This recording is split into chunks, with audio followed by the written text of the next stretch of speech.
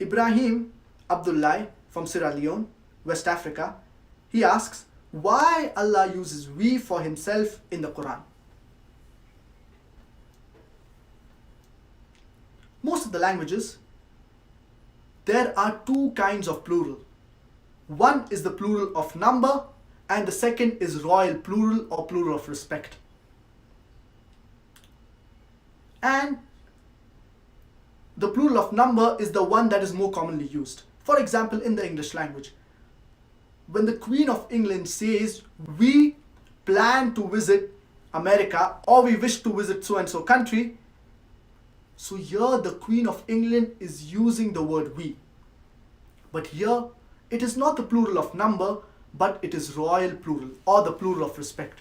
Similarly, in the Hindi language, when the Prime Minister of India or when the President of India says, hum karna chahte hai, hum, which means we.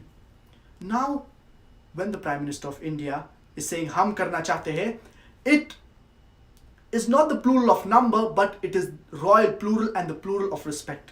And any person who's well versed with the English language, he will know, based on the context, that the word used by the Queen of England, we, it is the plural of respect.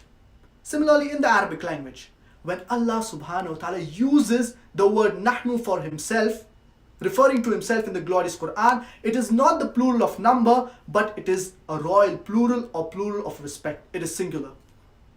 Allah subhanahu wa ta'ala clearly says in the glorious Quran, in Surah Ikhlas, chapter number 112, verse number 1, Qul huwallahu ahad, say he is Allah, one and only.